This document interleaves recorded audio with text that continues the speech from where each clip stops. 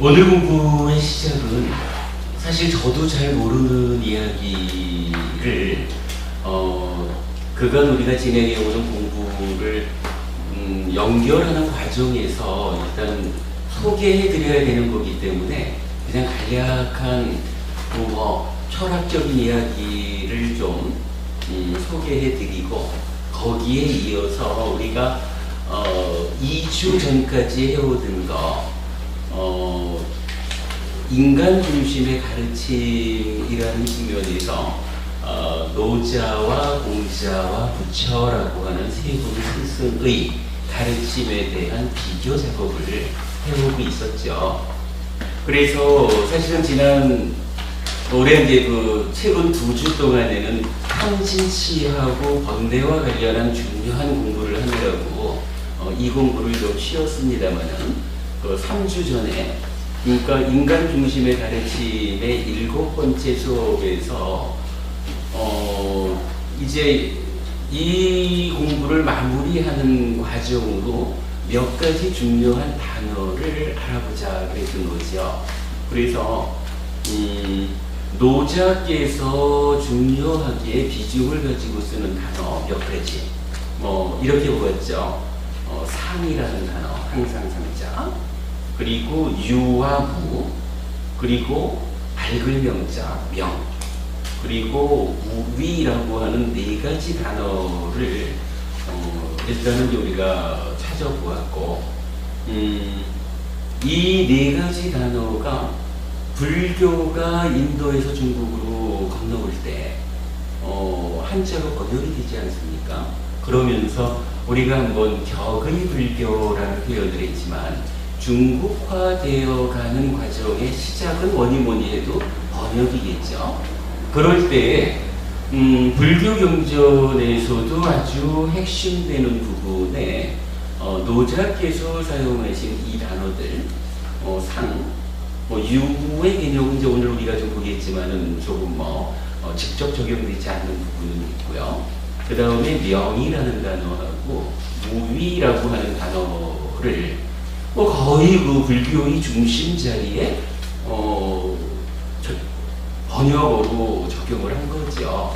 그래서 사실 현재 불교를 이해하면서 노자께서 사용하신 이 몇 가지 단어의 의미를 우리가 바르게 알지 못한 상태에서 경전을 이해하다 보니까 경전 이해에 좀 어려움이 있었다라는 부분인데 마치 우리가 이번 하여간 그 EBS 인문학 특강 최진석 교수님 강의와 관련해서 이 노자의 공자에 대한 비판 거기에 이어서 이제 우리가 부처에 의한 제3의 비판을 해보는 이 작업의 마무리로서 요 4개의 중요한 단어가 어떤 의미를 가지고 있으며 불교적으로 넘어와서는 어떤 의미로 사용되었는가 하는 부분을 이제 알아보고 있는 중이죠.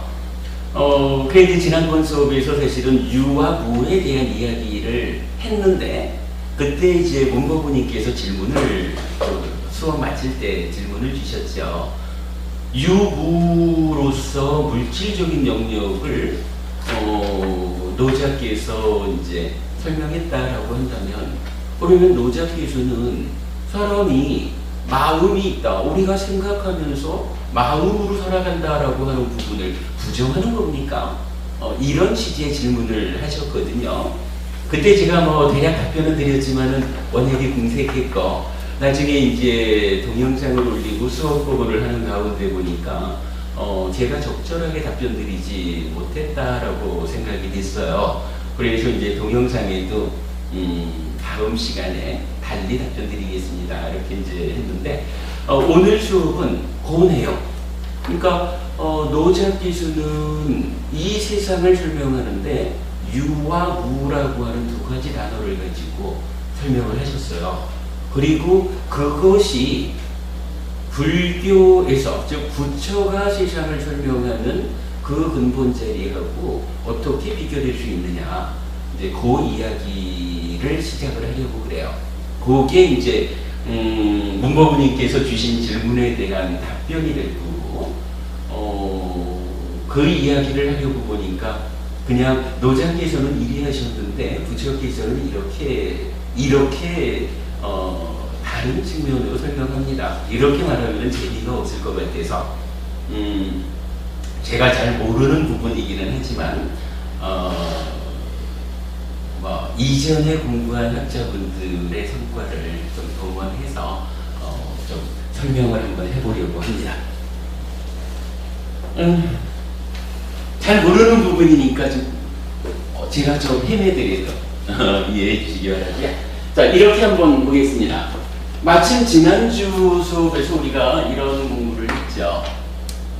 몸과 말과 만어로, 즉 신구의로 행위를 한다 이랬거든요. 물론 뭐 풀어놓으면은 10가지 업에서 10악업도 나오고 10선업도 나오고, 행위의 결과로 괴로울 것이냐 행복할 것이냐 화가 결정되죠.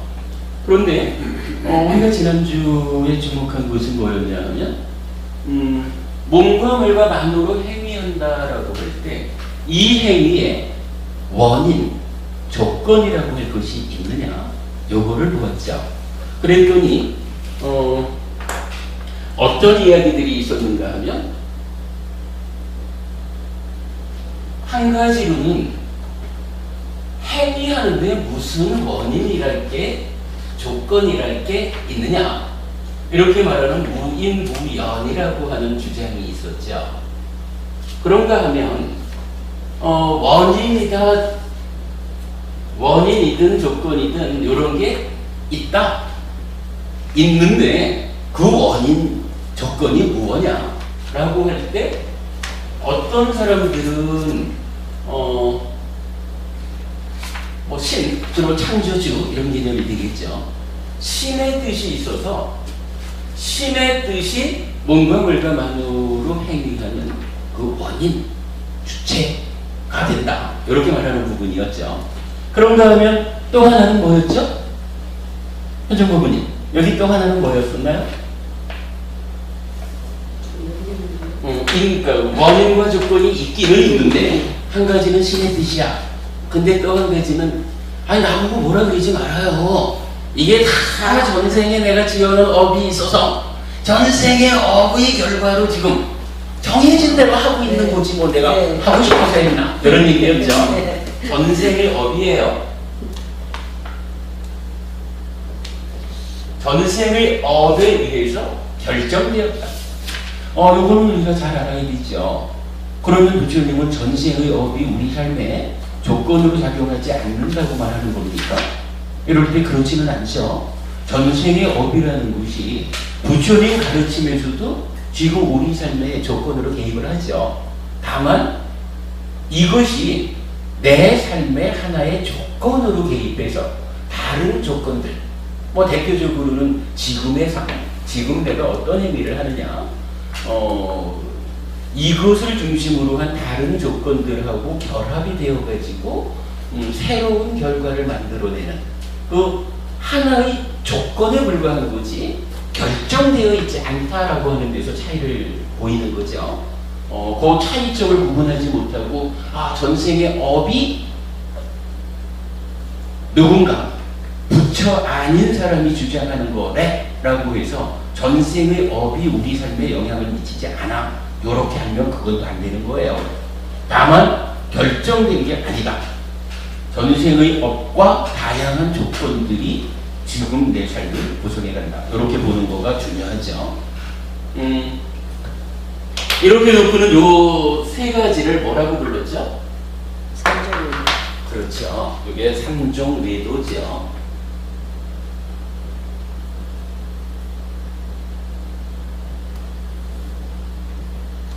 세 가지의 바깥길이다. 하여간 부처님이 가르쳐준 길 아니야, 요 얘기입니다. 그러면 이제 세 가지 다 아니다라고 하면 부처님께서 알려주는 몸과 말과 만어의 행위의 원인, 조건 또는 뭐 주체라고 말할 수 있는 요건 뭐였죠? 삼성주. 탐진치도 그 중에 하나지만 그러나 중심에 뭐가 있죠? 그렇죠. 찢다죠. 중심에 있는 찢다. 마을 심자를 쓰는 마을이죠. 요 찢다가 중심에 있고 요것을 수식하는, 그죠? 찢다의 상태를 결정하는 곳으로 탐진치도 있고 뭐 지향성도 있고 열이작의 비열이작의 이렇게 이제 설명이 돼 있었죠.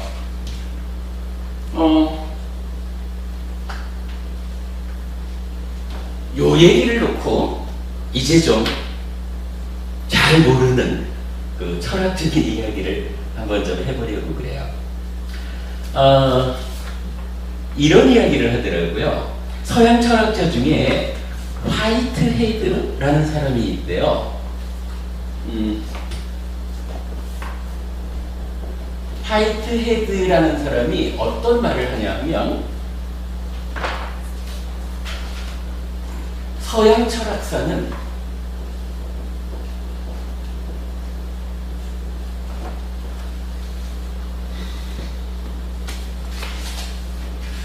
플라톤의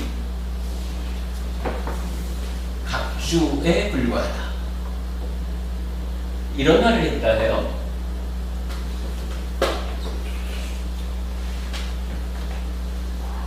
그러니까 서양 철학이 뭐 기원전 오래전부터 뭐 그리스로부터 뭐 이렇게 이제 오랜 세월 서양 철학이 형성되어 왔잖아요.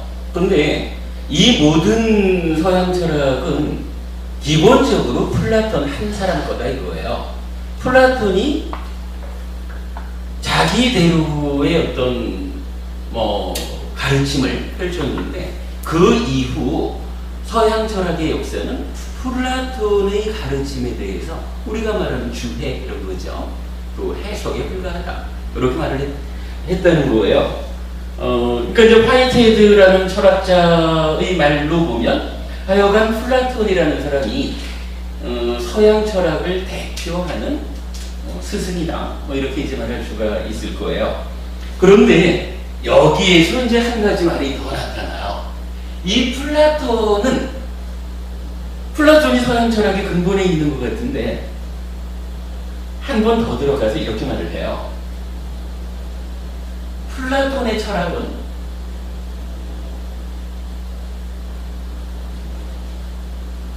파르메니데스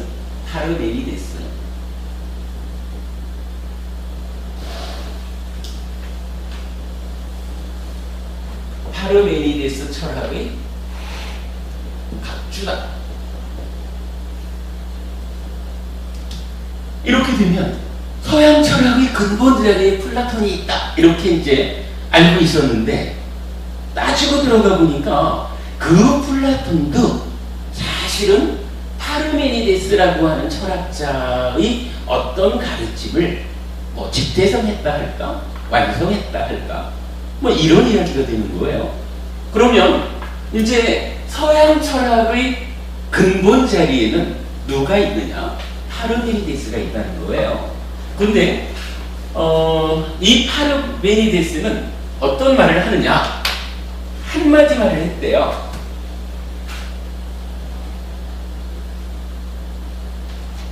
이 세상에는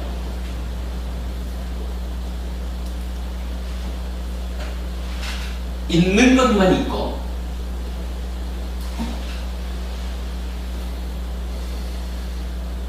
없는 것은 없다.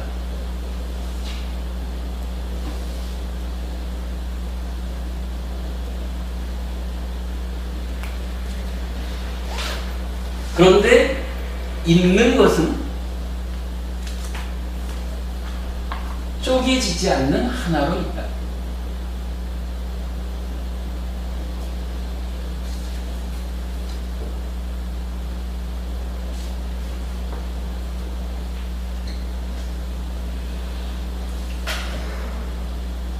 뭐 이런 이야기예요. 이 처음 보면 사실은 이거를 제가 이제 어디에서 인용한 거냐 하면 우리가 지금 공부하고 있는 이제 그 최신석 교수님 그 인문학 특강에서 그러니까 노자를 설명하는 가운데 동양 철학인 노자와 서양 철학과의 이 관계를 설명하면서 최진석 교수님께서 이제 강의한 내용을 제가 옮겨서 본 거예요. 말이 참 단순해요. 이게 설명이 필요할까요? 이 세상에는 있는 것만 있고 없는 것은 없어. 설명이 필요 없죠? 있는 것은 있어요. 없는 것은 없어요. 그런데 있는 것은 쪼개지지 않는 하나로 있다. 요렇게 얘기하면 이게 여기 이제 화분 받침이거든요. 요 화분 받침이 있다. 요렇게 말하는 거는 아닌 것 같아요. 아마도 이 화분 받침이라는 것은 무엇일까? 라고 따지고 들어가 보면 어떤 형태로든 나무의 분자, 그리고 그거 더 따지고 더 들어가 보면은 무슨 원자, 그 속으로 들어가다 보면 무언가 하여간 물리적으로 말하는 어떤 알갱이가 있겠죠. 이제 그런 식 쪼개지지 않는 하나로 있다. 이렇게 이제 설명하는 것 같아요. 그러니까 사실은 이게 화분대라고 하지만 화분대가 있는 게 아니라 그 근본에 가면은 화분대를 구성하는 최초의 어떤 더 이상 쪼개지지 않는 어떤 요게 있는 거야. 요런 의미가 되겠죠. 이를 가지고 파르메니데스를 말하면서 이렇게 표현을 하네요. 요런 내용 때문에 그리스 존재론의 효시다. 그러니까 그리스 철학이 서양 철학의 원류니까 그리스 철학을 말하는 이 존재론의 최초의 출발점이 되는 사람이다. 이런 이야기죠. 그러니까 플라톤보다도 더 근본적으로 서양 철학의 시작점에 있는 파르메니데스는 이러한 표현들에 의해서 존재론의 표시가 있는 사람이다. 이렇게 이제 설명이 되고 있어요. 그래서 본질주의 철학이다, 실체관 철학이다, 존재한다, 그것이 하나로 존재한다라는 단일성이다. 단일성을 지탱해주는 성질이 본질이다. 또는 단일성의 최초의 근원, 이러면은 그것이 실체다. 이런 식으로 이제 표현을 하시더라고요. 그런데 문무부님, 이거 이렇게 설명해 놓고 보면 서양 철학은 우리가 잘 모르지만 우리가 불교 공부를 하면서 지속적으로 사용하는 단어 한 가지가 요거랑 좀 비슷하지 않아요? 어떤 단어가 있을까요? 본질적인 거. 그걸 우리가 뭐라 했죠? 본질적인 근본이라고 하죠. 무를 이야기할 때. 아니, 무아의 반대. 무아는 그 본질이 없다는 거잖아요. 그 본질, 원래 있는 거, 네, 존재, 이렇게 말하는 거잖아요. 그걸 뭐라 그래요?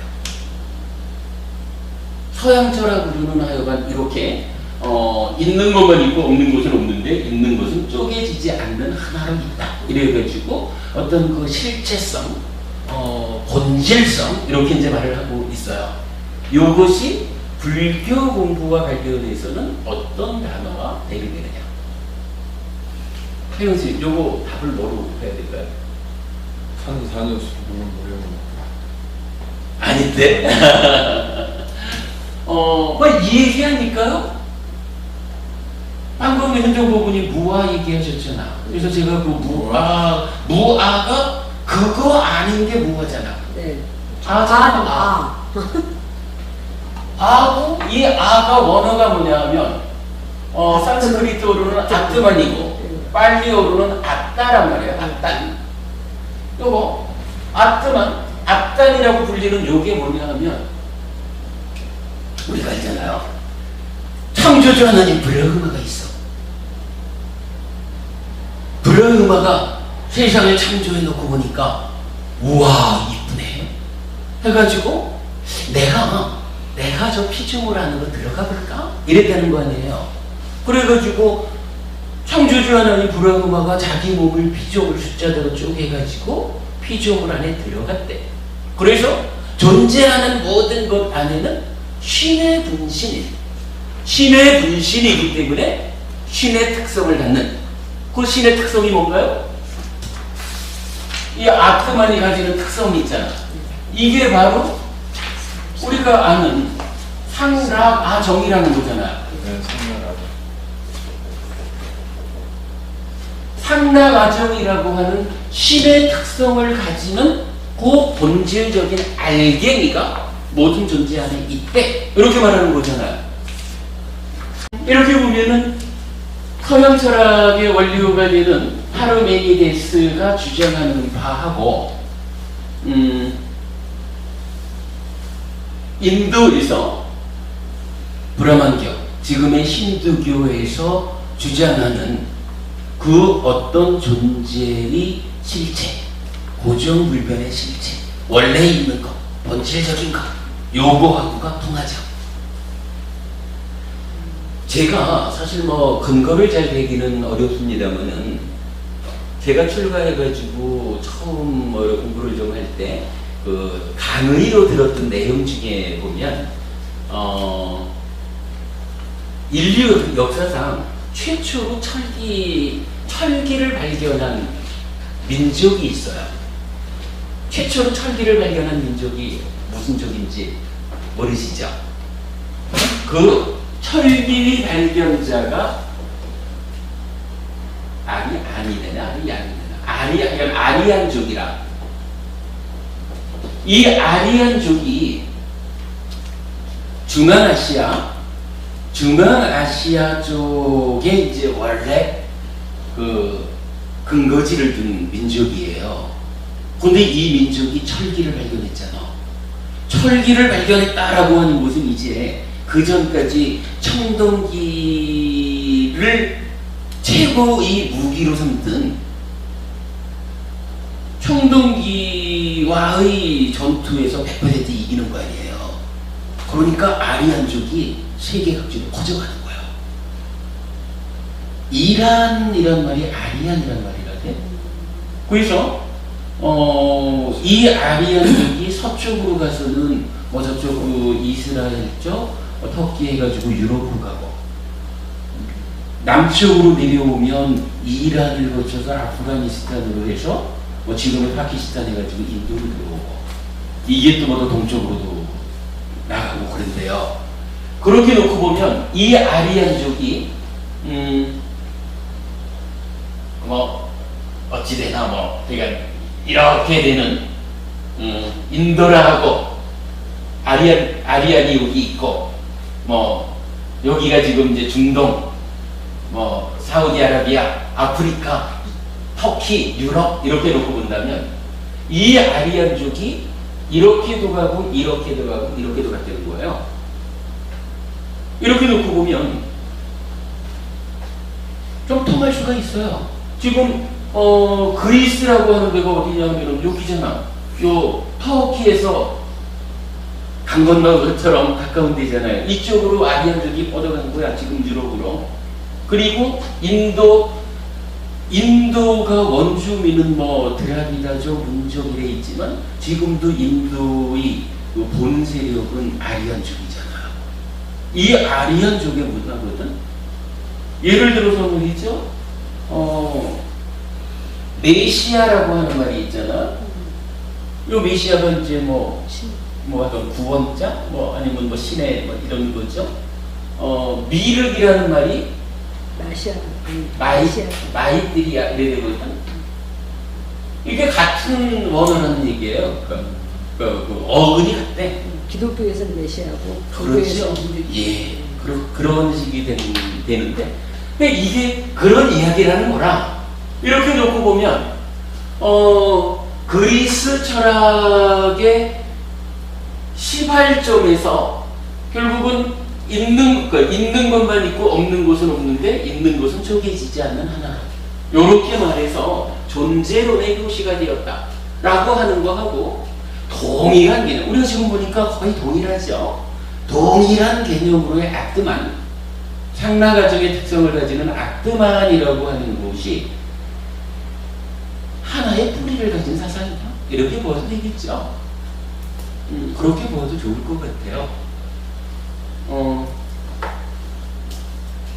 예, 이렇게 약간 요 그리스와 인도가 존재론의 표시, 쪼개지지 않는 그 하나, 요런 실체론, 존재론이라는 것이 인도에서 브라만교, 힌두교가 말하는 상나가정의 특성을 가지는 아트만, 아와 같은 개념으로 이해하자라는 이야기를 일단 말씀을 드렸어요.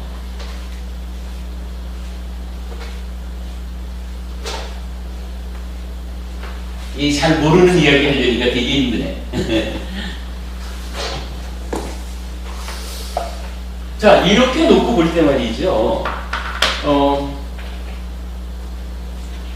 이제 몸과 말과 마음으로 행위를 하는데 이 행위의 원인이랄까 조건이랄까 아니면 주체랄까 하는 것에 대해서 여러 가지 이제 견해들이 있겠죠.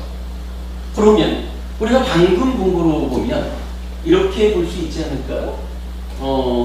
힌두교, 브라만교가 말하는 아트만, 표현하자면 불교적으로는 찢다라고 말을 하지만 요 자리에 힌두교의 입장에서 보면 아트만을 갖다 놓을 수 있겠죠. 그러니까 아트만이 신의 분신으로서 내 안에 들어와서 사실은 내 삶의 주인인 거죠. 그러니까 그 주인이 되는 아트만이 몸과 말과 만어로 신구의, 사실은 요 만어, 요 의라고 하는 것도 따지고 보면 요것도 마음의 작용이잖아. 요러한 몸, 요거는 뭐 합해서 하여간 몸이라고 하면 될 거고, 몸과 마음의 행위에 내면에 원인이 되고 조건이 되는 것으로 힌두교에서는 아트만이 그거다, 이렇게 말할 수가 있겠죠. 그런가 하면 우리가 방금 보았지만 서양 철학에서는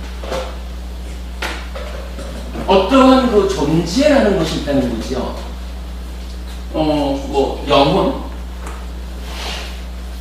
마음, 뭐 이렇게 이제 책에서 표현을 하더라고요. 있는 것만 있고 없는 것은 없는데, 있는 것은 어떻게 있느냐 하면 더 이상 쪼개지지 않는 것으로 있어요. 방금 우리가 그렇게 보았죠. 바로 그러한 더 이상 쪼개지지 않는 근본적인 것, 실체적인 것, 요것이 표현하자면 내 마음의 자리에서 몸과, 뭐 불교적으로는 내가 몸과 말과 만어 이러지만 뭐 세계론 보니까 이제 그 의식 이렇게 표현을 하지만 의식도로 요 자리가 되겠죠. 그러니까 우리가 일상으로 말하는 몸과 말의 행위에 그 내면에서 주체적인 역할을 한다, 이렇게 보는 거겠죠. 그런가 하면 이제 부처님 당시에 인도에는 삼종 외도라고도 하고 뭐 육사 외도라고도 해가지고 부처님과는 다른 주장을 펴는 사람들이 있었단 말이죠. 근데 이제 크게 보면은 부처님 그 당시까지 인도를 지배하던 사상은 무엇이었어요? 바로 요거, 아트만이 삶의 주인이 되는 요런 그러니까 브라만교가 인도 사람들의 그 어떤 사고의 중심이었잖아요. 요 브라만교, 힌두교가 틀렸다라고 그걸 거부하고 새로 이 사상을 펼친 사람들이 대표적으로 부처님이 있고, 그 다음에 육사외도 해가지고 부처님 아닌 6명의 스승으로 대표되고, 뭐 이런 것이 이제 인도 당시, 부처님 당시의 인도 철학계였죠. 그렇게 놓고 보면 이제 몇 가지 주장들이 좀 더 나타나요.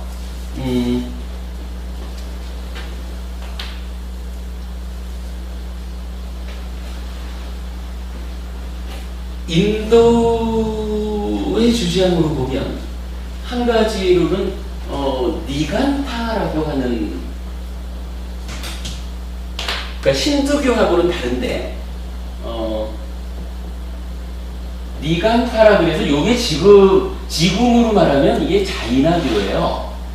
자이나교는 지금도 인도에서 뭐 퍼센테이지는 작지만 인도의 부의 절반 이상을 장악하고 있는 자이나교의 교리대로 계율을 지키면서 사니까 부자가 되는.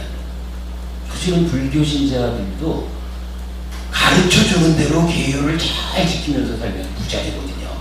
계율을 안 지켜서 그렇지. 5계를 지키는 삶을 살아가면 부자가 될 거예요.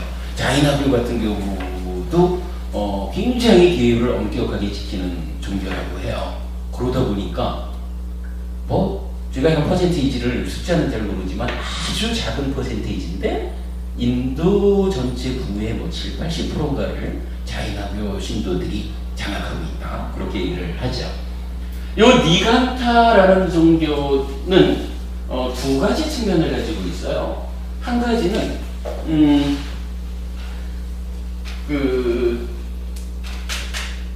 명이라고 하는 것과 비명이라고 해가지고 요거 그 아뜨만과 유사한 어떤 그 행위의 내면에서 주인 역할을 하는 정신적인 존재, 그거를 명 이렇게 부르고, 뭐 비명이라고 해서 이제 뭐 나머지 부분을 말하고 뭐 해야 몇 가지를 이렇게 말을 해요. 그런가 하면 이 자이나교는 또 특징적인 게 요거 전생의 업이 있잖아요. 요 전생의 업에 의해서 결정되었다라고 하는 요 주장이 자이나교의 주장이라. 그래서 경전을 보면 부처님이 자이나교 신자들을 만나가지고 참으로 그렇다면 이제 니간타들은 고행을 하거든요. 고행으로 수행을 하거든요. 뭐 그쪽 교리에 의하면은 고행을 통해 가지고 전생의 그 나쁜 업들을 소멸시키고 이제 새로운 업을 짓지 않고 뭐 요런 이제 그 교리가 있는 거예요. 그래가지고 고행을 한다고 부처님이 자이나교 신자들한테 그러잖아요. 참으로 그렇다면 당신들은 전생에 나쁜 짓만 하고 살았습니다. 왜냐하면 어떤 목적에서든 지금 하여간 고행을 하고 있잖아. 괴로운 삶을 살고 있잖아요. 고행이라는 게. 근데 이게 지금 내가 나의 의도를 가지고 나의 의지를 가지고 어떠한 목적 때문에 고행을 스스로 하는 거야. 요렇게 말하는 거 하고, 이 사람들이 주장하는 전생의 업을 그 자리에 딱 갖다 대면 어쨌든 지금 현재 당신들은 고행을 해서 괴로운 삶을 살잖아. 지금 괴로운 삶을 산다는 게 뭐냐 하면 당신들 말대로 전생의 업에 의해서 결정된 거라면 이거는 당신들은 전생에 다 죄만 진 사람들이야. 이렇게 부처님이 탁 갖다 대요. 당신들 말이 틀렸어. 당신들 말 그대로 전생의 업에 의해서 결정됐다 그러면 지금 고행하고 있으면 안 되잖아. 이런 이야기죠. 고행하는 괴로운 삶을 산다. 그거는 전생에 나쁜 짓만 했다. 이런 얘기. 뭐, 그러니까 그런 식으로 니간타 자이나 교도들을 부처님이 이렇게 그 비판하는 장면들이 나타나고 그래요. 그런가 하면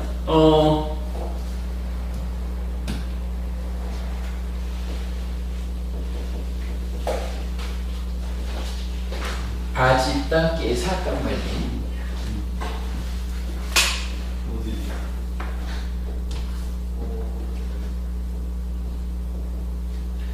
아지따 깨사깜발린 이라는 사람이 있는데, 이 사람은 세상의 모든 것은 다 지수화풍 4대다. 지수화풍 4대 이렇게 말하면 요건 뭐예요? 모든 것은 다 물질이야? 이렇게 말하는 거죠. 우리 마음도 있는데 사실은 저 여기서 비슷한 이야기가 나오는 거예요. 이제 저기 문법은님 질문하신 마음도 있는데 왜 지수화풍만 가지고 모든 것이 좀 이루어진다, 만들어진다고 말합니까? 이런 이야기가 되는 거예요. 아무튼 아지타 케사칸발린이라는 그러니까 외도 스승은 지수화풍 4대로 모든 것은 구성되어 있다. 이렇게 말을 해요. 그 얘기는 뭐냐 하면 아트만이라고 하는 또는 서양 철학에서 말하는 영혼, 마음 이런 존재 이런 부분을 그러니까 정신적인 실체를 부정하는 거 이렇게 이제 말하거든요. 그런가 하면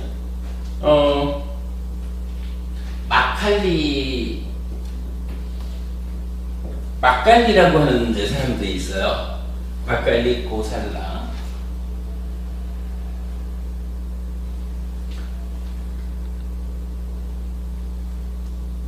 그리고 빠꾸다.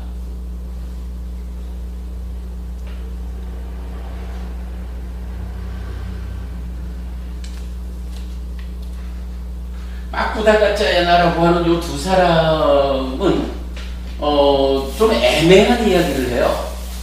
그러니까 아지타 케사칸발리는 모든 것은 지수화풍이라고 하는 물질적인 것으로 구성되는 것이다. 오직 물질만이 있을 뿐이다. 마음이라고 하는 것도 물질의 작용에 의해서 생겨나는 어떤 물질적인 현상이다. 이렇게 말하는 거예요.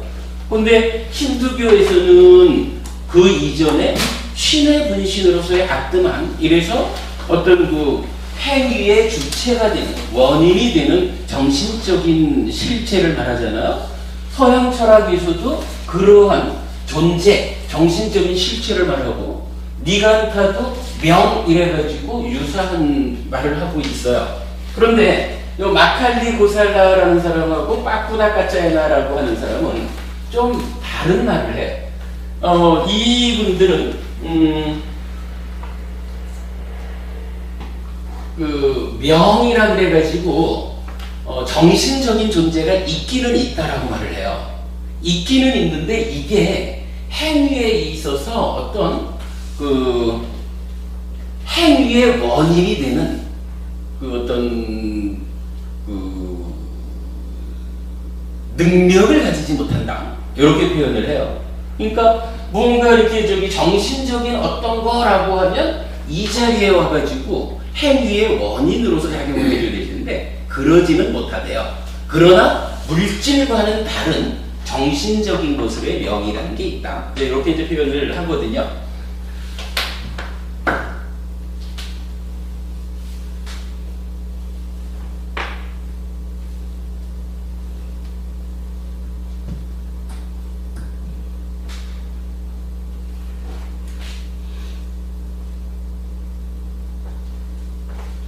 그 다음에 이제 조금 이야기를 바꿔보면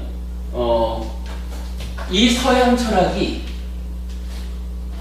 우리가 지난번에 한번 보았지만은 서양 철학이 이렇게 그 실체적인 존재라는 그 영혼이라고 하는 실체를 말하는 데에서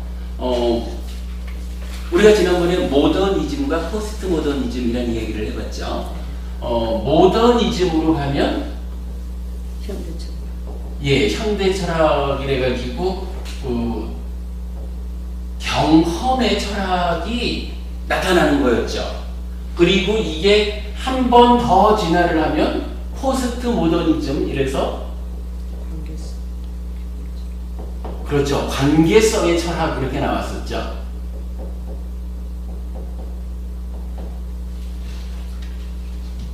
그런데 뭐 그냥 대충 이야기를 하자면 있죠. 이 이제 존재를 설하는 서양 철학의 원류에서 벗어나서 모더니즘이나 포스트 모더니즘으로 나아갔을 때 이때를 설명하는 서양 철학의 어떤 흐름을 세 가지를 대표적으로 이야기를 하더라고요. 그래서 한 가지는 행동주의, 한 가지는 동일성 이론,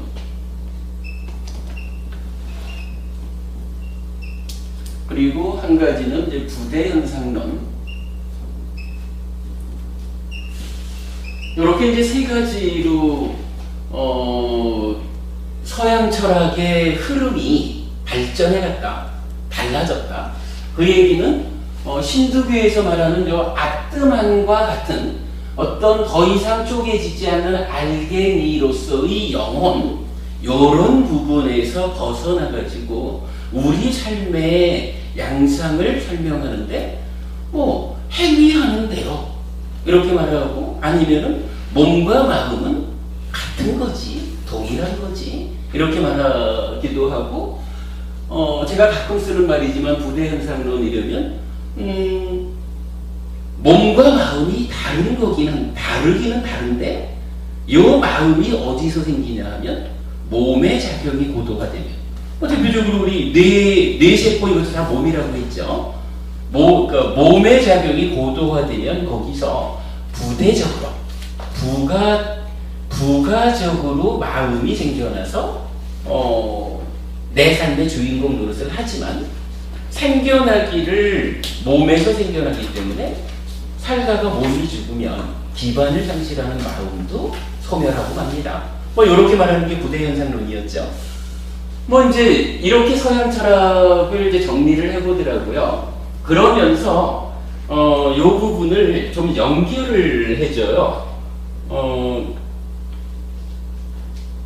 예를 들어서 이 아지타의 철학은 동일성 이론에 가깝다든가, 또는 대표적으로 마칼리 고살라라고 하는 이 사람의 그 주장은 부대 현상론하고 가깝게 연결이 된다든가, 이제 이런 식으로 그 철학이, 그러니까 지금 서양 철학의 기조가 2600년 전에 인도의 그 사상들하고 연결되는 이제 그런 부분을 이제 설명해 주더라고요.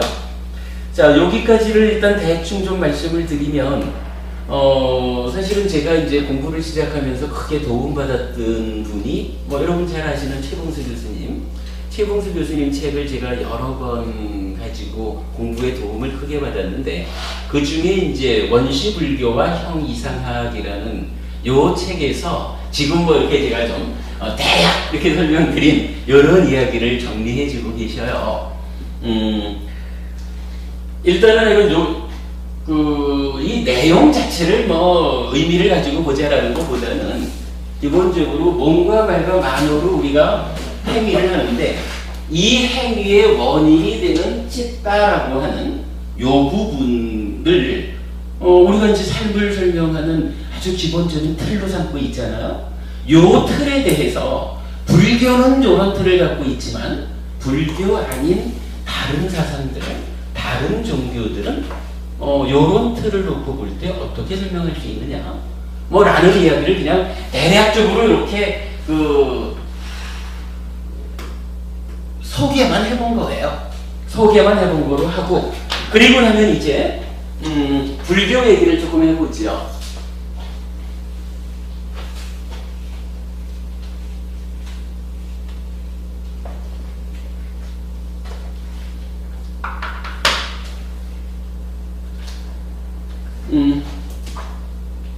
자, 불교는 요 자리에 찢다가 있어요. 그러면 요 찢다는 어떤 찢다일까? 라는 부분을 우리가 우리는 사실 이미 알고 있죠. 이게 만약에 불교가 아니라 신두교에서 말한다면 요 자리에 아뜨만 해가지고, 아뜨만 어떤 건가요? 원래 있는 거죠? 원래 있는 것, 신의 분신으로 생겨난 거, 형성된 게 아니라 창조주 하나님 그 자체, 원래 있는 거가 요 자리에 있는 거예요. 그래서 아뜨만이 몸과 말과 만으로 행위한다, 이렇게 말하면 타당할 것 같고요. 서양 철학의 원료식으로 보자 해도 무언가 그 영혼이라고 말할 수 있는 요것이 원래 있는 거죠. 더 이상 쪼개지지 않는 원래 있는 것으로의 그러한 영혼이 이 자리에 있을 거예요.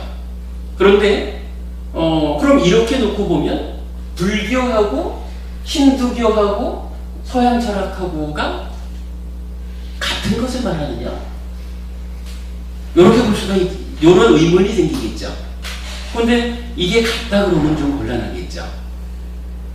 현종법부님 혹시 여기서 불교가 좀 이 자리에 찌따를 놨어요? 힌두교와 서양 철학이 요걸 설명하자면 하여간 아트만이든 영혼이든을 이 자리에 넣을 거거든요. 그 경우에 어떤 차이가 있을까?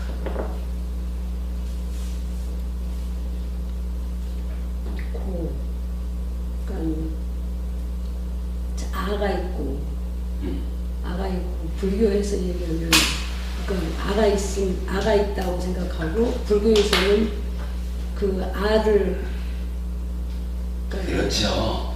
이 말씀이죠. 힌두교나 서양 철학식으로 이 자리를 설명하자면 이게 그대로 아란 말이에요. 아트만. 원래 있는 존재거든. 실체거든요. 그런데 불교는 이 자리에 찌따라고 하는 마음을 갖다 놓았지만 요 찌따라는 이 마음이 원래 있는 거 아트만 요게 아니라는 거죠. 요 찌따는 어디서 생기죠? 자, 우리가 그간 공부한 마음의 메커니즘 상으로 보면 이 찌따는 한쪽 측면에서는 경험, 수에서 오잖아. 그죠? 수는 3, 4화합 촉에서 오죠. 3, 4화합 촉이라는 것은 6입. 그렇죠? 그 6입 이러면은 지금 이 순간 삶의 주체인 나 그렇게 되는 거잖아요. 그래서 안이비 설신의 6네이처가 색성향 미촉 법 6외입처를 감각하면 거기에서 안식, 이식, 비식, 설식, 신식, 의식 6가지 식, 마음이 생겨나죠. 그러면 요 네이처, 웨이처, 식이 현재와 과거라는 개념으로 해서 만나시죠. 그 만나는 것을 촉이라고 하죠. 그 촉이 있으면 이제 그냥 감각해서 알았다라는 개념이 아니라 과거가 개입해서 기억이 개입해가지고 분명하게 대상을 경험하죠. 그게 느낌 수적. 그리고 이 수를 조건으로 찌따가 있다. 라는데 이 수와 함께 찌따를 만드는 조건이 뭐예요? 상이죠. 그죠? 그래서 우리가 이제 늘 말하는 거지만 12연기의 두 번째인 행이 심행 이래가지고 수와 상으로 찌따를 만든다. 이렇게 나타나죠. 물론 이제 요 앞에는 식과 명색 이러지만 오치원인 내가 있죠. 오치원인 내가 지금 이 순간 나야 라고 하는 자아의식을 일으키면 6네이처라고 하는 지금 이 순간 삶의 주체로서 있다. 그렇게 되는 거죠. 하여간 그렇게 오는 수에다가 상인데 요 상이라고 하는 개념이 어떻게 작용을 하나요? 요것과 관련해가지고 실제로 찌따를 번뇌라고 하는 것과 번뇌를 포함한 것으로의 탐진치 요런 부분으로 개입을 해가지고 찌따를 따나 가래로 만들죠. 이제 요렇게 찌따가 생겨나가지고 생겨난 찌따가 몸과 말과 만으로 행위를 하는 그 원인, 조건 또는 주체 그렇게 되는 거죠. 그러니까 여기에서 우리가 약간 가장 중요한 한 가지를 보는 거예요. 이 세상에 있는 모든 가르침들은 어떻게 설명하느냐 하면 어떤 사람들은 원인 조건 그거 없어 해가지고 이쪽 부분들로 설명을 하죠. 그런가 하면 어떤 가르침에서는 원인이 있어요. 근데 그 원인이 뭐냐 하면 원래 있는 거요. 아트만이요. 실체요. 이렇게 말을 하죠. 근데 오직 부처님만은 요 자리에다가 찌따라고 하는 마음 심자를 쓰는 요 마음을 자리 잡아주고 요 마음이 어떤 마음입니까? 라고 할 때 원래 있는 마음 아닙니다. 요거죠. 사실 여기에 지금 악트만이 들어가면 악트만이 한다라고 하면 뭐 이제 뭐 신두교 교리를 제가 잘 모르지만 같은 맥락에서만 보자면 앞에 부분이 필요 없는 거예요. 왜냐하면은 악트만 자체가 원래 있는 건데 뭐 원래 있는 악트만이 지금 주인공이 돼가지고 행위하는 거지. 요거죠. 그런데 부처님이 설명하는 거에는 요 자리, 원인이 되는 요 자리가 원래 있는 이런 게 아니라 이렇게 조건적으로 생겨나는 겁니다. 형성되는 겁니다. 만들어지는 겁니다. 그렇게 말하는 거죠. 요게 이제 가장 큰 차이죠. 제가 이제 최봉수 교수님 책에서 도움받은 이야기를 했는데, 좀 신뢰감일지 몰라도 이런 이야기를 하나 거론하고 싶어요. 최 교수님이 이제 많은 이제 그 말씀을 하시는 가운데 이런 표현을 하나 하셨어요. 그러나 12연기설은 심심난해한 까닭에 진정한 이해를 위해서는 방편시설의 입장에서 미리 전개되어 있는 여러 본문들을 먼저 이해해야 한다. 그리고 학자들 사이에서도 12연기에 대한 정설이 없어서 필자는 12연기의 진정한 이해에 아직 이르지 못했음을 고백해야 한다. 그러니까 최봉수 교수님 스스로 사실은 12연기를 알아야 이러한 뭐 지금 요 내용이 해가지고 전체를 말하는 거죠. 이 전체적인 내용에서 남들 얘기하기는 사실 쉽지만 남들 이야기는 사실은 정해진 이야기를 하잖아요. 그죠? 뭐 원인 조건이 있든 없든 각각의 자리에서 정해진 것으로 이야기를 하기 때문에 사실은 쉬운 거예요. 그런데 부처님 이야기는 뭐냐 하면 정해진 게 아니잖아. 정해진 게 아니다 보니까 사실은 12연기적으로 이해를 해야 된단 말이죠. 그런데 12연기라는 게 이게 쉬운 문제가 아니잖아요. 그래서 최 교수님의 이런 12연기의 진정한 이해에 아직 이르지 못했음을 고백해야 한다라고 당신의 그 형편을 고백을 하신 거예요. 사실은 저는 굉장히 용감하고 훌륭한 표현이다라고 생각을 해요. 따라서 12연기를 중심으로 불교의 명심관을 고쳐야 한다면 무엇보다 좋겠지만 아쉽게 그러지를 못한다. 이렇게 이제 요 한 단락을 마무리를 짓는데 뭐 이 책이 오래된 책입니다.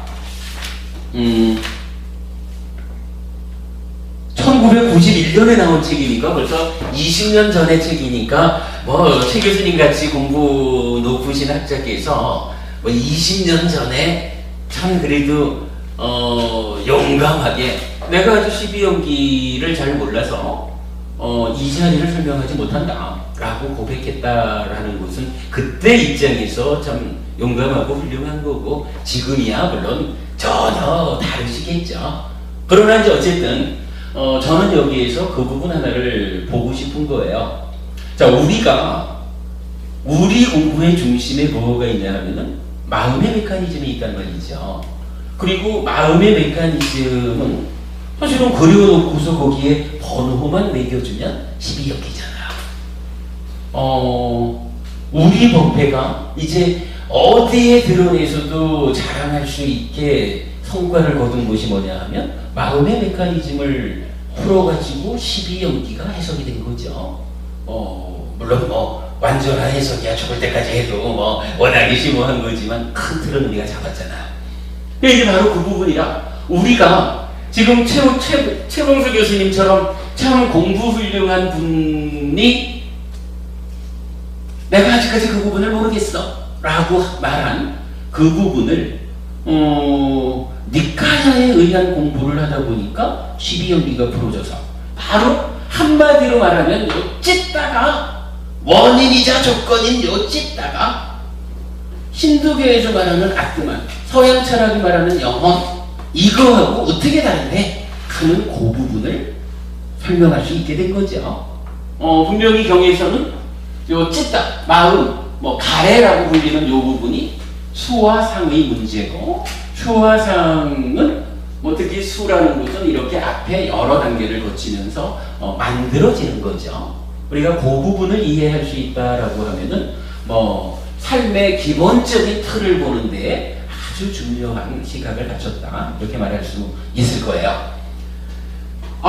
어려운 이야기 했습니다. 잘 모르는 이야기를 하려니까 저도 좀 힘들었는데, 자 일단 이제 이 얘기를 정리를 하고요.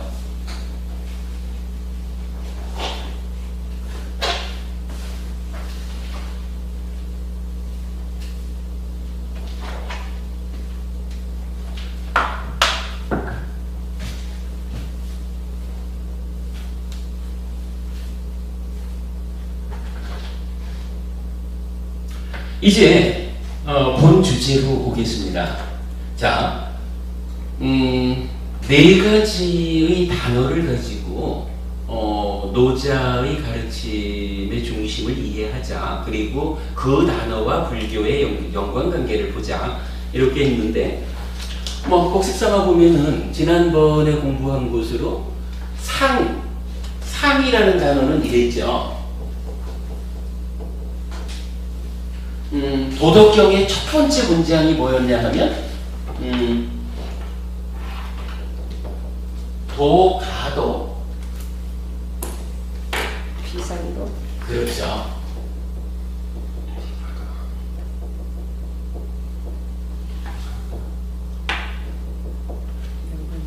명가명 비상명 이랬거든요. 그래서 도가 언어적으로 표현되면, 달리 말하면 개념화되면 이 얘기였었죠. 도가 언어적으로 표현됐다, 개념화됐다 하면 진정한 도가 아니라, 요거 상이라는 의미가 진정한, 진짜 이런 의미로 설명이 되었었죠.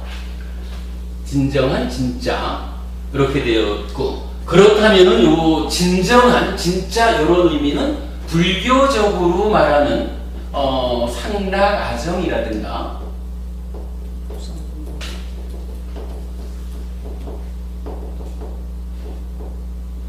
요거의 반대인 무상공부와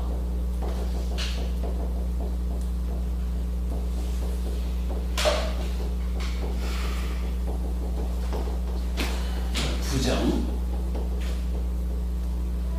요 중요한 의미로 쓰이는 요 상과 뭐 진정하다, 진짜다, 항상하다, 변하지 않는다, 변하지 않는다, 뭐 이런 의미로 보면은 적절하게 잘 사용이 되었다. 이렇게 우리가 이제 이해를 했죠. 그랬을 때 불교적으로는 요 상이라는 말은 뭐였냐 하면 니자였죠.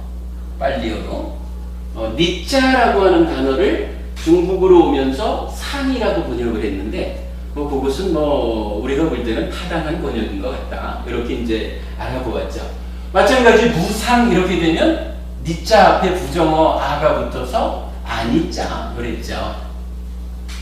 그러면서 한 가지를 더 보았죠. 상이라고 하는 단어는 이렇게 타당하다, 진정한, 뭐 항상한다, 변하지 않는다 그랬는데, 상도라고 하면 요 상도는 진정한 도, 진짜 이렇게 말하자면, 따지자면 요거는 진리와 같은 말이 되는 거죠. 그래서 진리라는 말은 불교에서 어떻게 쓰나요? 사성제, 사성제라는 말로 나타나죠. 그때 사자라고 하는 단어가 있죠. 빨리어 사자라고 하는 요거 사성제라고 말할 때 요 제자죠. 요 제자가 적용되는 번역인 것 같다. 그래서 상이라는 말은 니자, 상락아정, 무상공부와 이런 의미로 적절하게 번역이 된 것 같고, 상도라는 말을 번역하자 하면 사성제라고 말할 때의 제, 사자하고 대응을 하면 좋을 것 같다. 이런 부분을 알아봤죠.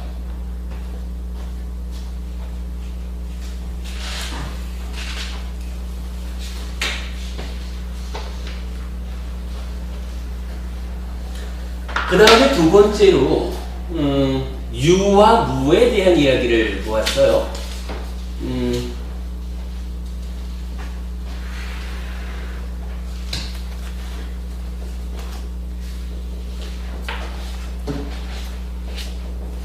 도덕경은 좀 전에 이제 도, 가도, 비상도, 명, 가명, 비상명, 그거에 이어가지고 어떤 말이 나오나요?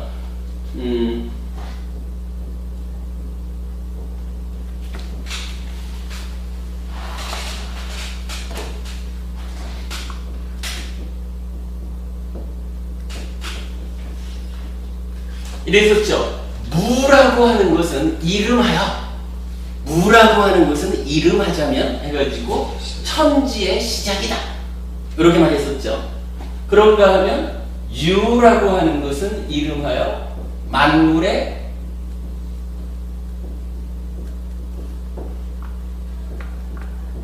어머니다, 그랬죠. 무는 시고 유는 모다 그랬어요. 이때 이 모라는 의미는 뭐였었죠? 모가 낳는 거였나요? 낳는 게 아니라 키우는 거였었죠. 그래서 무는 천지에 비롯된 시작을 말하는 것이고 유는 만물의 키움, 모를 이름한다라고 했어요. 그래가지고 이제 이런 표현들이 나왔던 거죠. 무라고 하는 것은 자기의 구체적인 모습은 없지만 이 세계를 가능케 해주는 영역이다. 자기 존재성은 없지만 그것 때문에 다른 것들이 가능해지는 그런 영역이다. 이래가지고 요 무라고 하는 것을 두 가지로 예를 들어서 설명했었거든요. 한 가지는 뭐냐면은 가위를 들고 천을 오린다라고 하면 요 천을 오리는 요 작업이 일단은 시작이 되겠죠. 근데 요 시작점을 어디로 가야 될까? 요게 0.1mm라도 잘라졌다 그러면 가위를 가지고 자르는데 잘라졌다라고 하면 이미 이건 시작을 지난 거죠. 이미 시작돼서 잘라진 상태잖아. 그런데 이게 하나도 잘려지지 않았어. 그러면 요거는 자르는 일이 시작이 아직 안 된 거잖아요. 시작이라고 하는 요 자리가 이게 말하자면 자기 존재성은 없지만, 그죠? 가위로 천을 자르는데 그 시작점이라는 게 그 시작점을 찾을 수가 없다는 거예요. 자기 존재성은 없는데 그러나 분명히 그 시작이라고 하는 그게 있으니까 잘라지는 거거든. 요렇게 자기 존재성은 없지만 그것 때문에 다른 것들이 가능해지는 그런 영역을 무 이래가지고 그러니까 천지의 시작 이렇게 이제 비롯된 이래 말을 했어요. 그러면서 또 한 가지 예를 들었었죠. 최 교수님께서 이제 그렇게 예를 들었죠. 우리 몸 안에 창자가 있. 근데 만약에 이 창자 안에 창자는 기본적으로 고기 안이 비어있는 상태죠. 공간이 있는 거거든요. 근데 만약에 이 창자 안에 공간이 없다, 비어있는 자리가 없다 라고 말하면 눈보면 요거 창자인가요? 창자 안에 비어있는 공간이 없으면 요거 사실 창자 아니거든요. 비어있는 공간이 있기 때문에 그 비어있는 공간 속으로 음식물이 통과하면서 소화가 되는 그러한 작용성이 있어야 그 작용성을 하는 어떤 주체적인 것으로 이름을 창자라고 붙여주는 거잖아요. 위라고 하는 거 마찬가지죠. 제가 가끔씩 예를 드는 거지만 참 이쁜 아가씨들은 콧구멍 이러면은 부끄러워하는지 몰라도 구멍이 뚫려 있지 않으면 요거 콩가요? 아니라 얼굴에 그냥 고기덩이가 한 조각 한 덩어리 고기덩어리가 나와 있는 거지. 요거 그러면 요거 구멍 안 뚫리면 코가 아니라 혹이 되겠죠. 구멍이 뚫려가지고 콧구멍을 둘러싸고 있는, 그러면서 숨 쉬는 역할을 해주는 냄새도 만든 거죠. 이러한 어떤 기능, 작용성이 있기 때문에 여기 코라? 그러면 코가 없이는, 구멍이 없이는 이게 아무런, 그러니까 코가 되지 못하는 거예요. 무라고 하는 곳이 바로 이렇게 콧구멍이라고 하는 이 비어있는 공간은 요즘 물리적으로 그 안에 어떤 걸 찾을지 몰라도 좀 빼놓고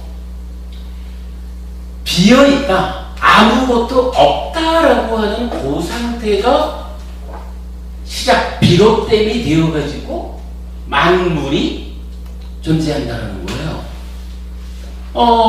노자께서는 이 세상을 설명하는데 이렇게 무와 유 두 가지 단어를 가지고 설명을 해요.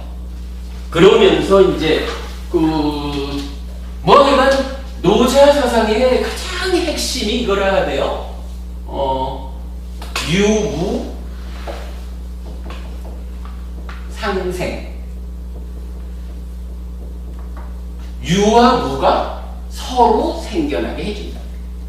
그래서 지난번에 우리 이거 동출이라는 말을 했었죠. 유무가 함께 생겨나는 것이다. 먼저 이런 표현까지를 봤었거든요.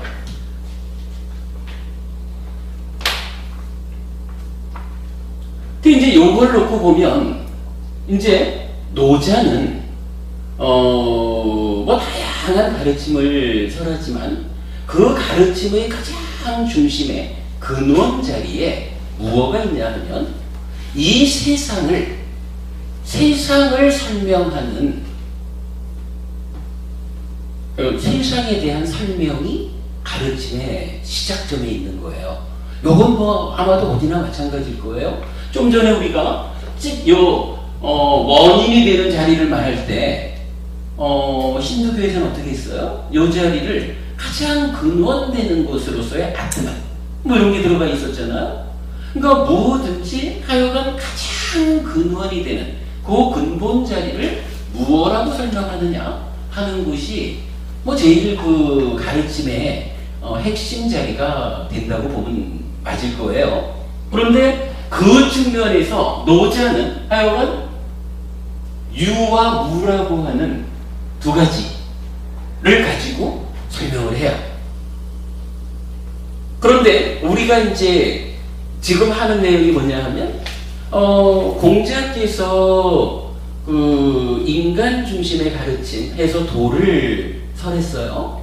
근데 그 공자의 도에 대해서 노자께서 공자, 당신의 도는 인간의 내면성에 근거해서 세워졌는데 인간의 내면성이라는 것은 불완전하기 때문에 당신의 그 가르침으로는 천명을 극복하고 인간의 도를 완성할 수 없어요. 이렇게 말하는 거잖아요. 그러면서 불완전한 인간의 내면성 대신에 자연을 근거로 삼고 그 자연을 근거로 삼는 그 근본 자리를, 자연이라고 하는 거, 존재하는 모든 것은 그 출발 자리가 어디냐, 어떻게 시작되느냐 라고 할 때 바로 유와 무. 유라고 하는 거야 이건 존재하는 모든 것이고, 무라고 하는 것은 그 존재하는 모든 것을 가능케 해주는, 자기의 존재성은 없지만 존재하는 것을 가능케 해주는 그런 것을 무라고 설명을 한 거예요. 그래서 이제 존재하는 모든 것은 유와 무라. 그러면 이제 그 부분을 놓고 존재하는 것을 설명하는데 과연 부처님은 어떻게 설명했을까? 이제 이 부분을 우리가 보아야 하는 거죠. 하여간 신두교 같으면 존재의 근본 자리에 물론 물질적인 거는 지수, 화풍 이렇게 이제 사대로 설명을 하지만 근본 자리에 아트만이라고 하는 신의 분신을 이제 자리 잡아줬는데 부처님은 이 이야기를 어떻게 풀고 있느냐 라고 할 때 제가 지난번에 불교 교리 중에 한 가지 교리를 설명해 드렸죠. 육계라는 것이 있다. 육계가 뭐냐 하면 지, 수, 화, 풍, 공, 식이다. 이 지수, 화, 풍, 공, 식이라고 하는 육계 6가지 요소 뭐 이렇게 말하죠. 이 6가지 요소라고 하는 것이 대표적으로 어디에서 발견이 됩니까? 라고 할 때 혹시 문고부님 요거 기억하셔요? 요 지수화풍 공식 6개로서 어찌한다 라고 하는 경전이 하나 있는데 6개로서 어찌한다. 저기 우리가 살다가 죽으면 어떻게 되죠? 다 없어지죠. 육신은 땅으로 가고. 아 그게 지금 부처님 가르침인가요? 아니죠. 아 부처님 가르침은 아니네. 저기 지수화풍 물질적인 거는 다 지수화풍으로 돌아가고 뭐 감각 기능은 공간으로 이렇게 말하는 것은 아까 우리가 보았던 아지타라고 하는 외도의 가르침입니다. 바로 연결 태어나고. 연이어서 태어났죠.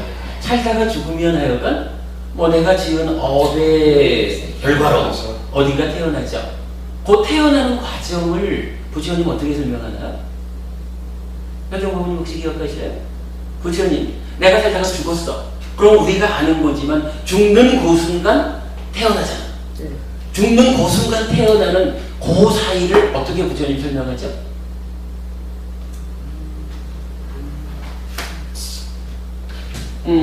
외도의 주천경에서 나오죠.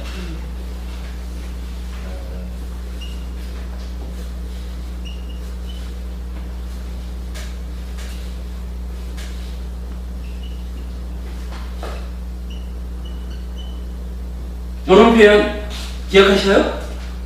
육계로서 못해야 된다. 그랬죠? 육계로서 못해야 된다라고 하는데 요 이야기 뭐냐 하면 식이라고 하는 요 마음이 지수화풍이라고 하는 우리가 그러면 지수화풍은 어차피 물질이고 몸이잖아. 그죠? 지수화풍이라는 하여간 몸의 요소지 뭐 몸 자체는 아니죠. 그냥 뭐 보이지 않게 그냥 후딱 넘어가는 거니까. 그러나 분명히 죽어서 새로운 태어나. 그래서 새로운 엄마의 뱃속으로 들어가는 그 순간까지도 마음이 그러니까 물질과 분리되어 가지고 마음 혼자 움직이지 않는다. 요거를 말해주는 거라 그랬죠. 요거 기억하시죠? 요거 이거 우리가 그래도 이제 생각납니다. 야 이거는 이제 생각나면 안 되는 거예요 진짜. 다음번에 저기 제가 질문하면 바로 하셔야 돼요. 아니 이게 왜냐하면 불교 공부의 모든 것이 우리가 태어나면 늙고 죽는다. 죽으면 또다시 태어나서 늙고 죽음을 반복한다. 라고 하는 윤회라는 요 윤회하는 괴로움에서 어떻게 벗어날 것인가? 부처님 가르침의 시작이 거기부터 되는 거란 말이죠. 그러면 그 이야기는 결국은 살다가 태어나서 살다가 죽으면 또 태어나야 되고 태어나서 죽을 때까지 살아가는 과정은 열심히 밥 먹어가지고 키워나가면서 사는데 죽었다가 다시 태어나는 그 과정은 어떻게 되느냐? 아니 그게 두 가지지 뭐. 한 가지는 죽는 그 순간 간다. 마음이 몸 없이 그러니까 물질과 분리되어서 마음 혼자 존재할 수 없다. 그래서 죽는 순간 새로운 몸이 있는 엄마의 배에 들어간다. 요 얘기잖아요. 그러면 죽는 순간 간다? 그런데 죽는 순간 새로운 엄마의 배에 들어간다? 그런데 들어갈 때 어떻게 들어가느냐? 물질적인 요소와 함께 간다. 그 얘기를 지금 육계로서 못해야 된다. 이렇게 말하는 거죠. 이때 요거 뭐였나요? 육계라고 말할 때 지수화풍은 몸의 요소잖아. 식은 마음이잖아. 여기에 지금 하나 나타난 게 있어요. 공은 뭐예요? 이 공이 뭐냐 하면 참 묘하게 말이죠. 노자께서 말씀하시는 유와 무의 관계, 자기 자신의 존재성은 없지만 다른 것들을 가능하게 기능하게 해주는 그러한 것을 무라고 부르면서 유라고 하는 모든 물질적인 이 존재와 함께 해가지고 노자 가르침의 근본 자리에 있잖아. 그 얘기를 하면서 콧구멍이 없으면 이게 콩가요? 아니다 그랬죠. 6가지 요소로서 태에 들어간다라고 말하는 이때의 지수화풍이라는 물질적인 4대 요소하고 이제 공이라고 하는 거, 요거 노자와 관계없이 제가 그렇게 설명을 늘 드리는 거죠. 구멍이 없으면 요게 콩입니까? 혹입니까? 아무리 이쁜 아가씨가 미모를 자랑해도 그 가운데 코에 구멍이 없다? 이러면은 안 이쁘죠. 이 공이라고 하는 것이 불교적으로 바로 그 역할을 하고 있는 거거든요. 그러니까 요거 유라고 하는 것이 물질적인 모든 것 이렇게 표현한다면 지수화풍이라고 하는 것이 물질이에요. 노자식으로 말하면 요게 유라. 그런데 공이라고 하는 것은 바로 요것들을 그냥 물질 덩어리가 아니라 코는 공간을 통해서 코로 만들어지고 위는 공간을 통해서 위로 만들어주고 창자는 공간을 통해서 창자로 만들어주고 이 법당이 만약에 공간이라는 비어있음이 없다면 이게 법당이 아니에요. 그냥 콘크리트 덩어리지. 이 공간이 있기 때문에 이 자리가 법당이라는 존재가 되는 거잖아요. 뭐 그런 거죠. 그러면 이 공이 뭔가요? 최 교수님이 예를 들은 것과 묘하게도 동일해요. 바로 이것이 그대로 물질을 가능케 해주는 것 이래가지고 이게 바로 물을 말하고 있거든. 그러면은요,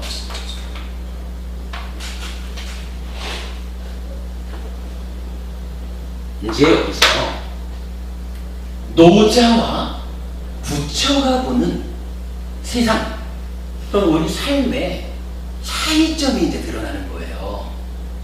우리가 이런 지금 뭐 이런 참 저도 잘 모르는 서양 철학 얘기를 하고 이러니까 힘이 들었지만 이 이야기를 하는 목적이 뭐냐 하면 노자의 도덕경에 나타나는 중요한 단어들이 있다는 거예요. 첫째로 상을 보았고요.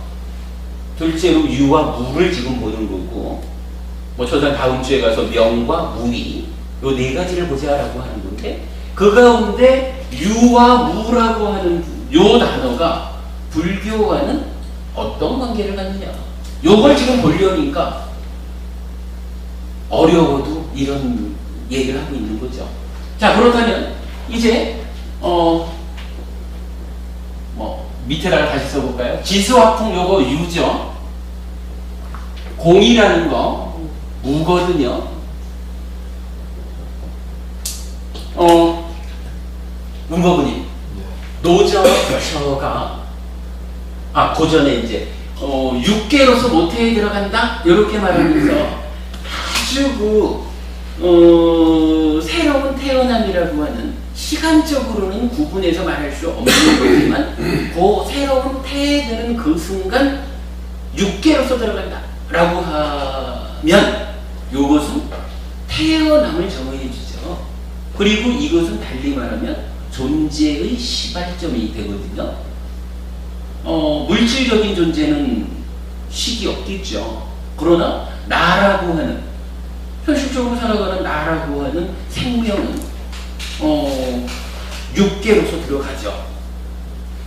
그러면 그렇게 그 노자가 유와 무로서 삶을 그 출발선을 본질을 설명했다라고 하면 이제 그러니까 육계로서 모태에 들어간다라는 이런 표현을 가지고 우리가 부처는 육계로서 이러한 존재의 근본을 설명하고 있구나.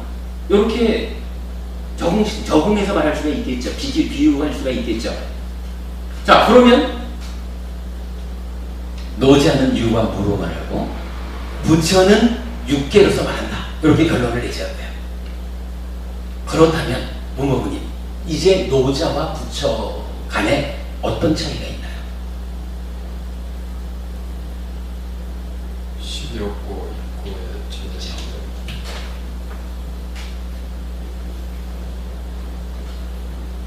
노자는 존재하는 모든 것을 보면서 유와 무라고 하는 요 두 가지를 가지고 설명했다는 거예요. 그런데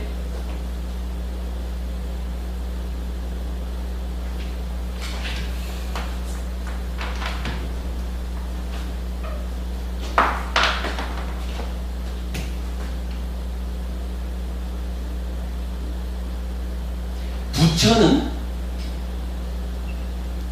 유무에다가 식이라고 하는 것을 더해가지고, 그죠? 한 개를 더 보태가지고 우리 삶을 지금 정의하고 있거든요. 아까 우리가 그 다른 가르침들을 말하면서 뭐 아지타 깨사깜발린 뭐 이러면은 사대로서 뭐 이렇게 이제 설명도 했었죠.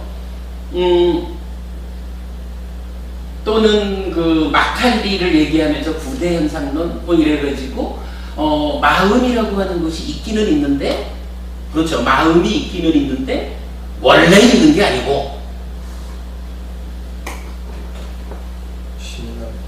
몸이, 그렇죠, 그러니까 마음이 몸과 대등한 어떤 거로 원래 있는 게 아니고 몸의 작용이 고도화되면 그 결과로 생겨나가지고 주인이체 살지만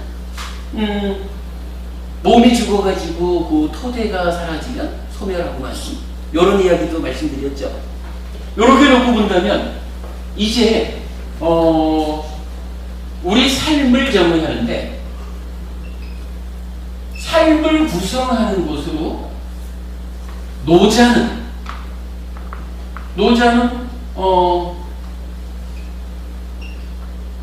물질 더하기 공 이렇게 표현할까요? 그래서 이건 유와 무야. 그런데 부처는 물질 더하기 공에다가 이제 식이라고 하는 전혀 다른 거를 하나 더 추가를 했어요.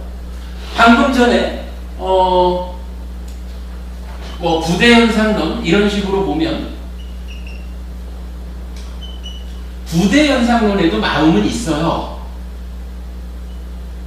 다만 이것이 몸, 즉 물질 더하기 공에서 생겨난 거죠. 이 얘기는 뭐냐 하면 마음이 물질과 공, 그러니까 유무에 종속된 거라. 그죠? 종속되어 있는 거죠.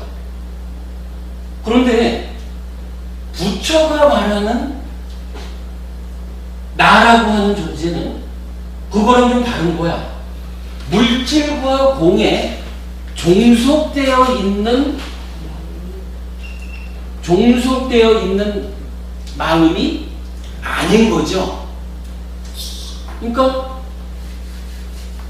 노자는 유와 무 이래가지고 물질과 공이라고 하는 것으로 삶을 설명했는데 부처는 노자와는 다르게 그런 물질적인 현상도 있지만 그 물질 외에 마음이라고 하는 것이 물질, 즉 몸과 대등하게, 즉 몸에 물질에 종속되지 않은 독립된 존재로, 독립된 것으로의 식, 마음이 있어. 이렇게 말하는 거거든요.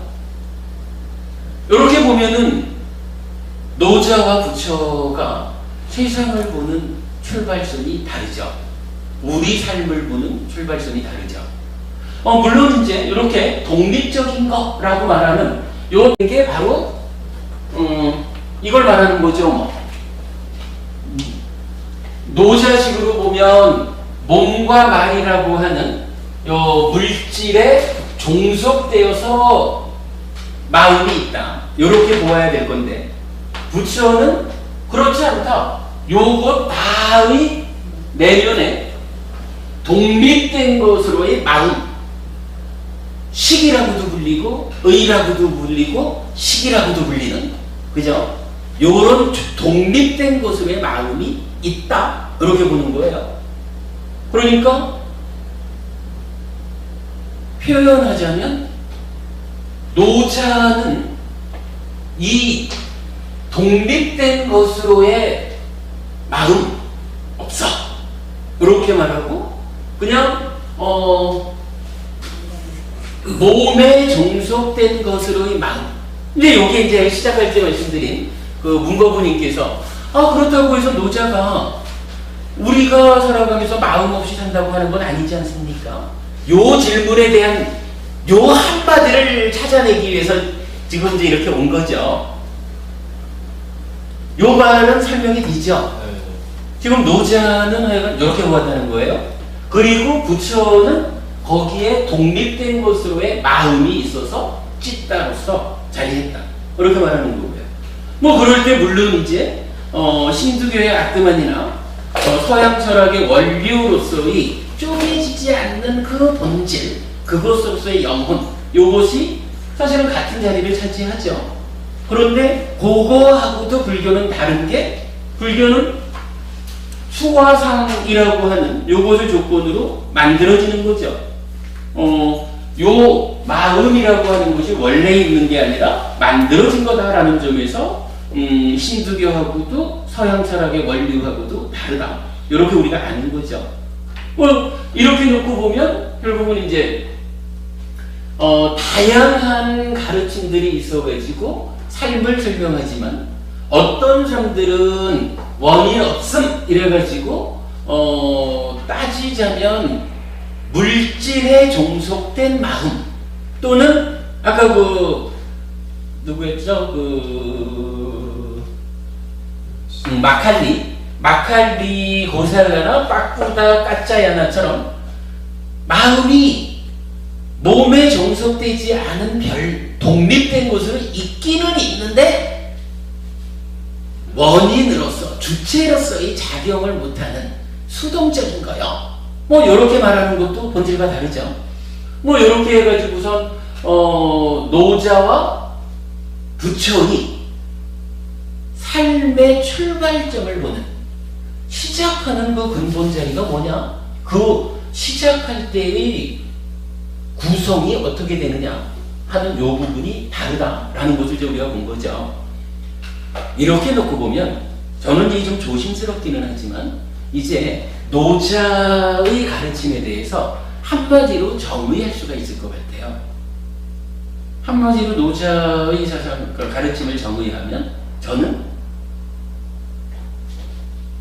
부처의 가르침은 물질과 마음이 함께 있는 가르침이다.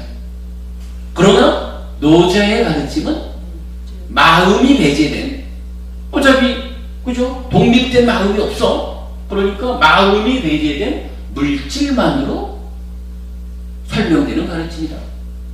요거 달리 말하면 뭐가 되죠? 물질만으로 설명되는 가르침이다. 자, 노자의 가르침을 이렇게 찾아보니까 그렇게 정리가 됐어요.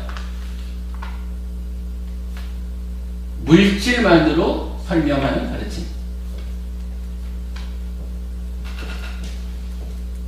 요거를 한문으로 말하면 오직 유자를 쓰는 거예요. 그래서 이걸 유불론 이렇게 말하거든요. 저는 요번에 노자의 가르침을 공부하면서 가장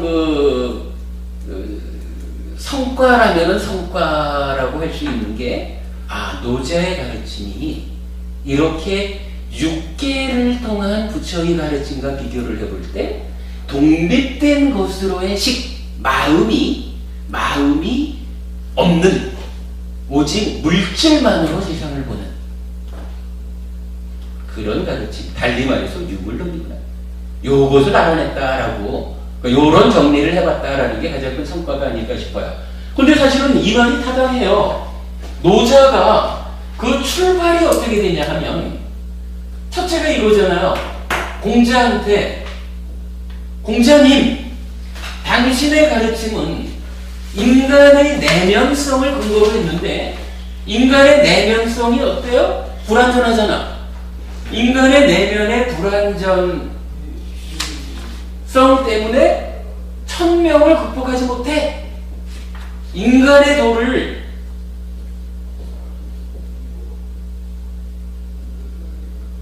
천명이 극복되지 못한다? 달리 말하면 인간의 도를 세우지 못해. 이 얘기잖아요.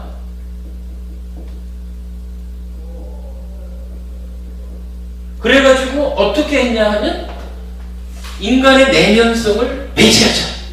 그리고는 자연을 근거하자 했잖아. 자연을 근거해가지고 삶을 설명해보자. 그래서 자연에 근거한 인간의 도를 세우자 라고 하니까 이 자연이라는 것은 당연하죠. 뭐 자연이라는 것은 당연히 심적인 개입, 심적 요소를 배제하는 거죠. 공자께서 인간의 내면성 해서 내 마음의 문제, 요 내면성을 다스려 가지고 인간의 도를 세우자. 요래할 때 노자께서 그거 인간의 내면성을 다스린다는 것은 불완전해. 완성될 수 없어. 그러니까 그거 안 되고 그거 빼고 자연으로 가자. 이렇게 말을 하니까 이미 출발선에서 마음의 문제를 배제했다. 이렇게 봐야 되는 거예요.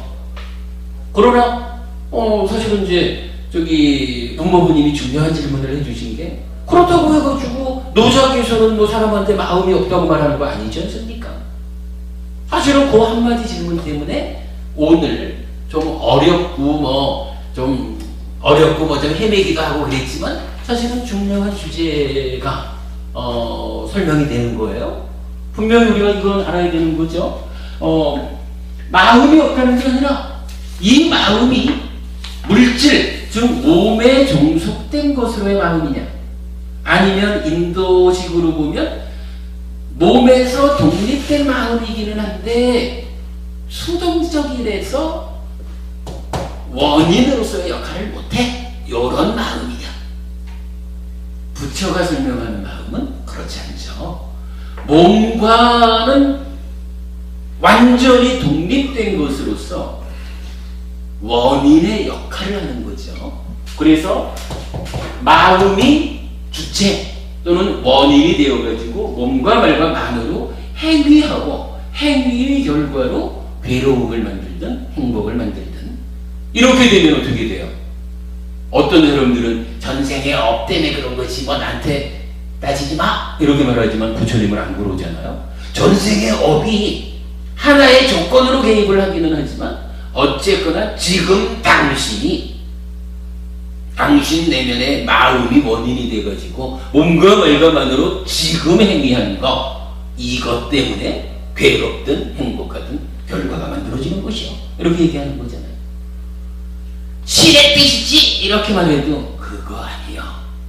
신의 뜻에 의해서 창조주 하나님에 의해 가지고 창조된 이거 세상 잘못 본 거야. 이러한 과정을 거쳐가지고 형성된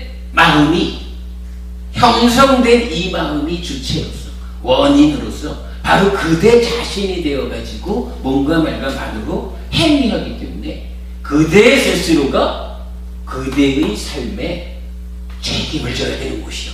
이렇게 얘기하는 거잖아요. 어떤 사람이 그런 원인이라고 조건이라고 그 밑에 표현하자면 노자처럼 물질과 독립된 것으로의 어떤 마음이 있어가지고 주인, 원인 그런 거 없사 이렇게 말할 때 부처님 사실은 이게 부처님은 이 주장을 제일 위험하다 괴로움을 만드는 이런 주장이라고 하는 거예요. 그러면서 부처님 그거 아니다. 몸과 말과만으로 행위를 한다 하지만 그 이면에 분명히 몸과는 독립된 것으로의 마음이 있어서 원인으로 조건으로 주체로서의 역할을 한다. 요거를 부처님은 정의해 주는 거죠.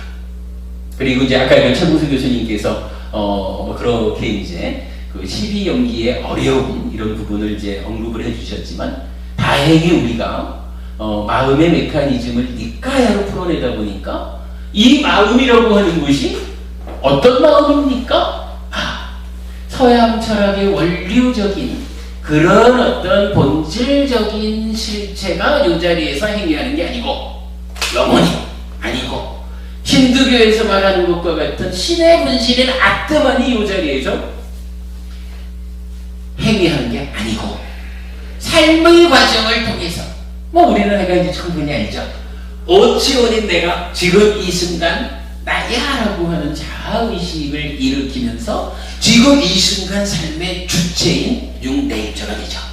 그래서 외입처를 감각해서 6가지씩 마음을 만들고 장사화합 촉해가지고 경험이 완성되고 거기에 나의 내적인 것으로의 상이 무명, 번뇌, 무명, 탐진 이렇게 개입을 하면 이러한 개입에 의해 가지고 만들어지는 지금 이 순간에 찢다라는 내 마음이 몸과 말과 마음으로 행위하죠. 요게 마음의 메커니즘을 풀고 12연기가 해석이 되기 때문에 이제 누가 와가지고 이 마음이 어떤 마음인지 알아? 이럴 때 우리가 자신 있게 설명하고 부처님은 이렇게 설명해 주셨습니다 라고 말할 수 있는 그런 마음을 정의하게 되는 거죠. 그리고 분명히 오늘의 결론은 약간 그거죠. 이 마음은 노자께서 설명하시는 유와 무, 그래서 오직 물질이 삶의 근거가 되는 이러한 세상이 아니고 물질과는 다른 독립된 것으로의 마음이 있어서 그 마음이 쉬무이식 하면서 찢다의 역할로서 몸과 말과 만으로 행해하는 이러한 삶을 설명하고 있죠. 이렇게 되면 이제 그 4가지 단어 중에 2번째인 유와 무, 여기에 대해서는 최종적인 결론을 내릴 수가 있죠. 자, 상이라는 단어는 상나가정, 무상고부와 이런 측면에서 적절하게 번역이 됐어요. 다음 주에 보겠지만 명과 무위는 적절하다 해야 될지 약간의 좀 교리적인 차이가 좀 있다 해야 될지 다음 주에 우리가 좀 구분을 해보자고요. 그런가 하면 오늘 좀 설명한 요 유와 무, 요 유무는 4가지 중에 딱 요 한 가지만큼은 사실은 불교적으로는 적절하게 유무라는 단어가 나타나지 않는 거죠. 물론 무아 이러면 무아라고 우리가 많이 쓰는 말이지만 무아라고 할 때의 무자는 아라고 하는 그거 본질적인 아트만 요거 없어라고 하는 부정의 말이지 노자가 사용하는 자기의 그 존재성은 없지만 다른 존재를 가능케 해주는 이런 존재의 근본 자리로서의 요 개념하고는 다른 거죠. 그러니까 불교적으로는 노자의 무가 적용되지 않는 거예요. 마찬가지 유라고 하는 말도 불교적으로도 유라는 말은 있죠. 대표적으로 유가 어디 쓰이나요? 불교적인 유는 12연기에서 나오죠. 12연기에서 찢다가 가래고 몸과 말과 만으로 오염된 행위, 즉 취적, 오염된 행위를 하면 오염된 수준에 따라서 그렇죠. 찌꺼기처럼 식이 머문다라고 했는데 그 시기 머물고 오온을 형성하는 그 자리, 요거를 유 그렇게 쓰죠. 요거 빨리어로 바와 해가지고 존재 이렇게 우리가 이해를 하죠. 그러면 노자께서 말하는 유하고, 그러니까 모든 물질적인 모든 거 요거하고 시계 머뭅이라고 하는 물질과는 전혀 독립된 요 식이 어떻게 머물러 가지고 나의 삶을 바꾸어가느냐, 이 부분을 설명하는 바와라는 유하고는 이건 뭐 전혀 그 의미가 다른 거죠. 이렇게 본다면은 노자의 유무는 불교적으로 대응하는 단어가 없다, 이렇게 봐야 되는 거죠. 없다. 그러니까 불교 경전 안에서 유와 무가 쓰였을 때 이거를 노자의 유무와 같은 의미로 이해하자라고 시도하면 안 되죠. 그러나 이제 이걸 억지로 우리가 이런 그 뜻을 맞춰보자, 어차피 삶을 설명하는 거라면 통하는 바가 있지 않겠느냐, 이렇게 말한다면 이거는 여기서 찾는 거죠. 노자의 유무는 부처의 6계 중에 지수화풍 공과 대응하는 것이다. 그리고 요것과 독립된 것으로의 식이 있어서 노자와 부처는 전혀 다르게 우리 삶의 출발점을 설명하고 있다, 이렇게 보는 거죠. 예, 오늘 뭐 그냥 요 정도로 마치는 거로 하고요.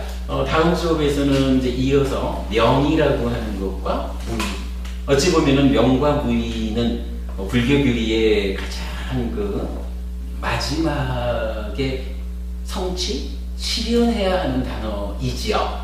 근데 그 단어가 과연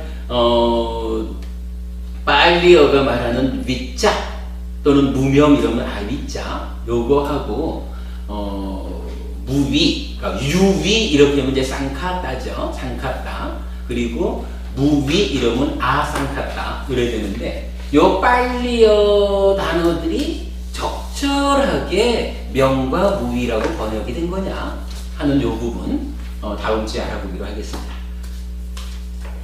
오늘 하여간 많은 이야기, 그러니까 오늘 수업의 상당 부분을 저도 잘 모르는 이야기를 소개하느라고 여러분들 좀 지루하게 해드렸습니다.